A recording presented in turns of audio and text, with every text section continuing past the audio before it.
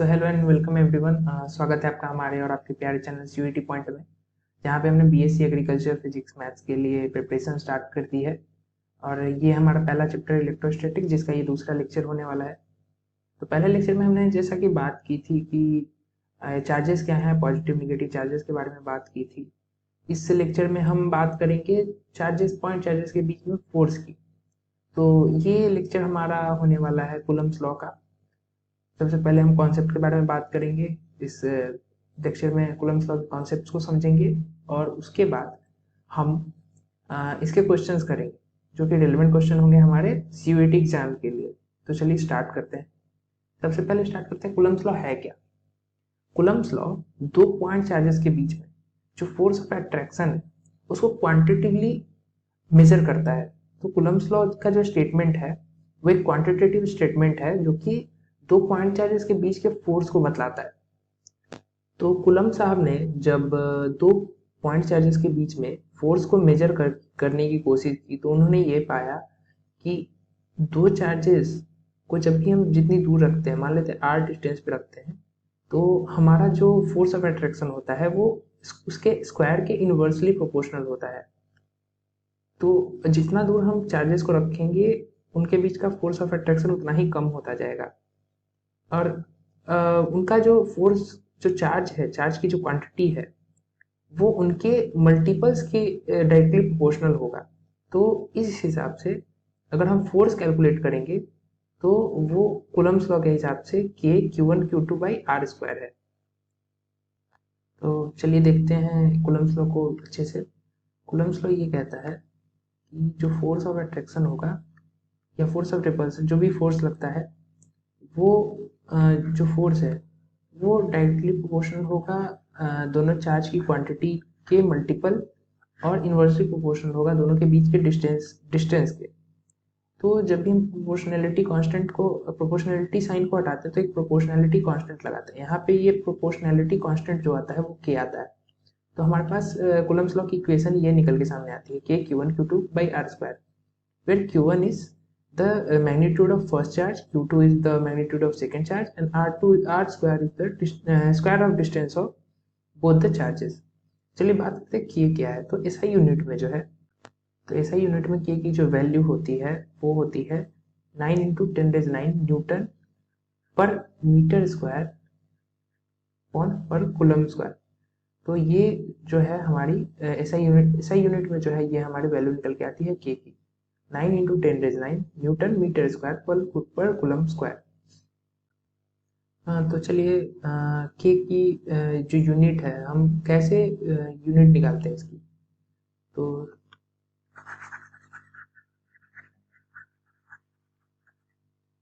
सबसे पहले बात करते हैं फोर्स की।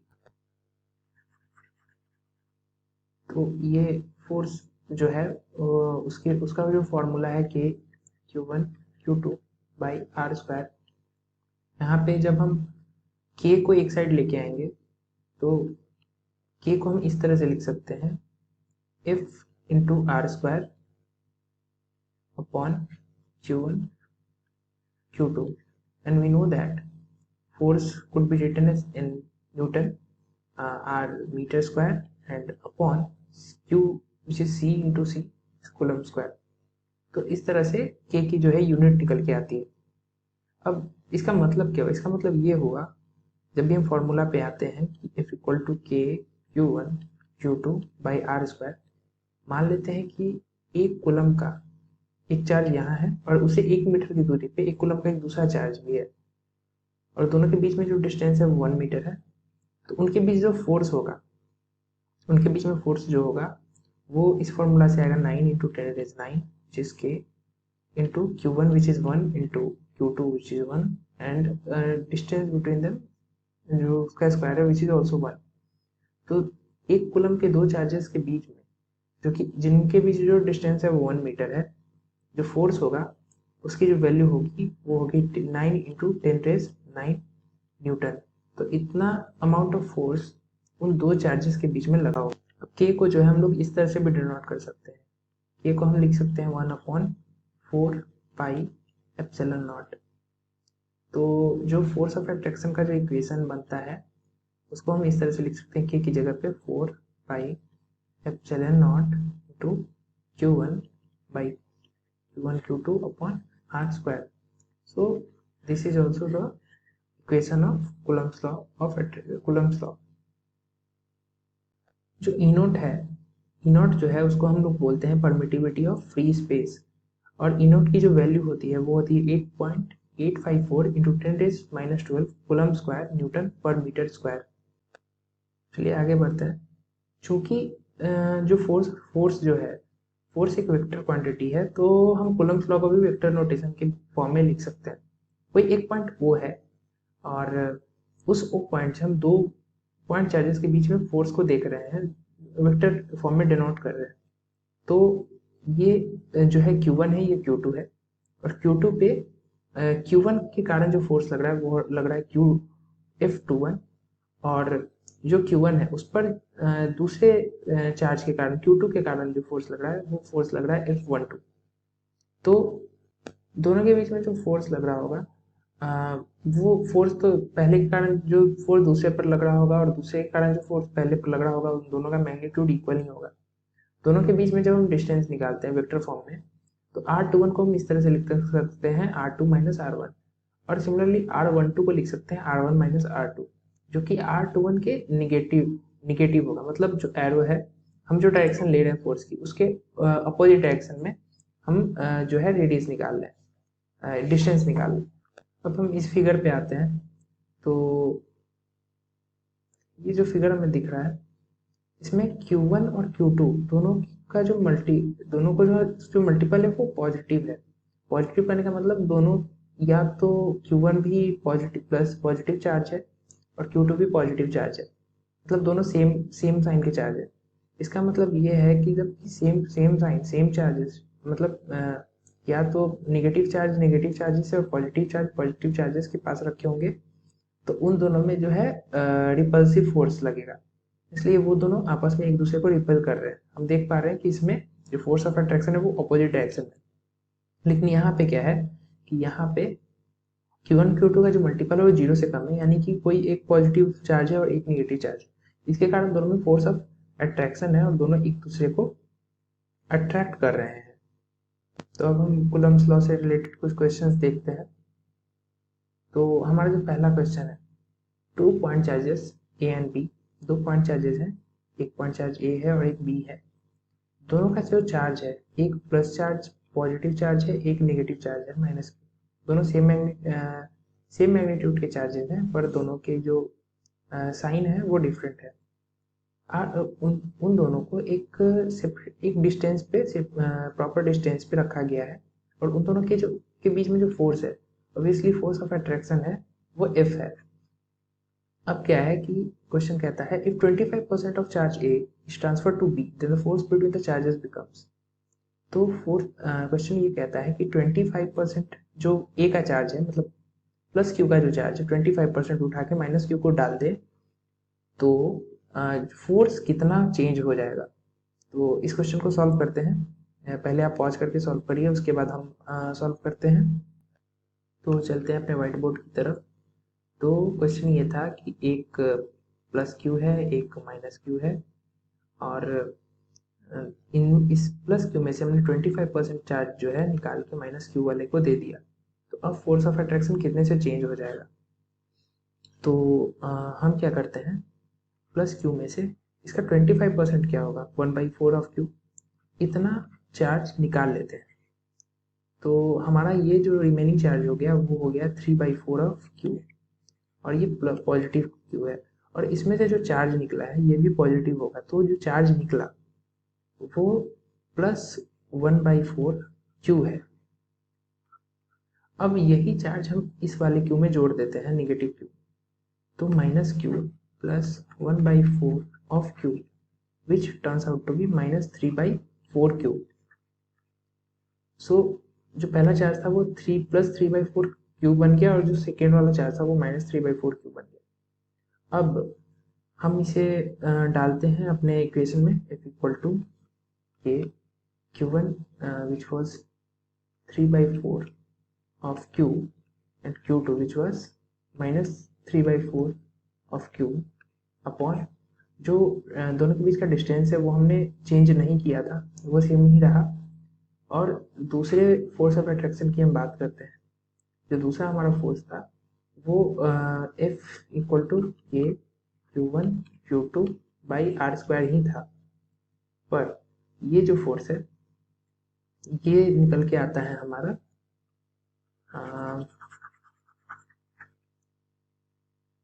ये हमारा जो फोर्स है वो निकल के आता है F equal to it was minus Q1 Q2 by R square because one was Q and the charge was जो पहला चार्ज था वो था F K Q square minus K Q square because one was Q and second was minus Q upon R square and the जो उसके change करने पर जो फोर्स की वैल्यू आती है वो आती है K Q square into minus 9 by 16 into R square which was 9 by 16 times of the F previous F। तो फोर्स ऑफ अट्रैक्शन जो नया फोर्स ऑफ अट्रैक्शन है F डैश वो -9 by 16 times of 9 by 16 times because ये minus जो था वो change नहीं हुआ था 9 by 16 times of the previous F। तो ये इतने टाइम्स हो गया। तो हमारा जो पहले क्वेश्चन का आंसर होगा वो होगा 9 by 16 ऑफ F। अब आते हैं हमारे दूसरे क्वेश्चन की तरफ। दूसरा क्वेश्चन है the unit of permittivity of free space epsilon not is. हमने अभी अभी पढ़ा कि परमिटिव फ्री स्पेस जो एप्सिलॉन नॉट है उसका यूनिट है कूलम स्क्वायर न्यूटन पर मीटर स्क्वायर। तो ये हम याद रखेंगे। मैंने बताया था कि के की यूनिट को हमने कैसे फाइंड आउट किया था, तो उस तरीके से ही एप्सिलॉन नॉट की यूनिट की वैल्यू आप निकाल सकते हैं। हम तीसरे क्वेश्चन पे आते हैं। तीसरा क्वेश्चन है कि अगर दो चार्जेस हैं +2 and +6 दोनों एक दूसरे को रिपेल कर रहे हैं with a force of 12 newton if each charge is given -2 coulomb of charge then the value of force will be. दो चार्जेस है हमारे पास, एक +2 है एक +6 है। दोनों के बीच का जो फोर्स ऑफ अट्रैक्शन है वो 12 न्यूटन है। अगर एक दोनों को हमने -2 कूलम ऑफ चार्ज दे दिया, पहले वाले को देने पर -2 कूलम चार्ज ये हो जाएगा 0, सेकेंड वाले को देने पे ये हो जाएगा +4। और हम ऐसे समझ सकते हैं कि के Q1 Q2 upon are square में जब एक चार्ज 0 हो गया तो फिर जो टोटल फोर्स ऑफ अट्रैक्शन है वो भी 0 हो जाएगा। चलिए हम बढ़ते हैं अपने अगले क्वेश्चन की तरफ। अगला क्वेश्चन है कि दो चार्जेस हैं जो कि 0.06 मीटर दूर पे रखे गए हैं और उन दोनों का जो फोर्स ऑफ अट्रैक्शन है वो 5 न्यूटन है। अगर हर चार्ज को 0.1 मीटर एक दूसरे के पास लाया जाए तो फोर्स ऑफ अट्रैक्शन क्या हो जाएगा, तो देखते हैं। F equal to Q1 Q2 and the distance between them is 0.06 and in the second one it turns out to be 5 which is F1 and F2 equal to Q1 Q2 by 0.04 square and it is the F we need to require। तो जब हम ये पहली equation और दूसरी equation को divide करते हैं Q1 Q2 get cancelled and 5 by F can be written as 0.0016 upon 0.0036 and by cancelling it we could find F equal to 11.25 Newton. So this is the answer. Now our last question. The acceleration of electron due to the mutual attraction between the electron and proton they are 1.6 angstrom apart। तो हमें पूछा है कि एक electron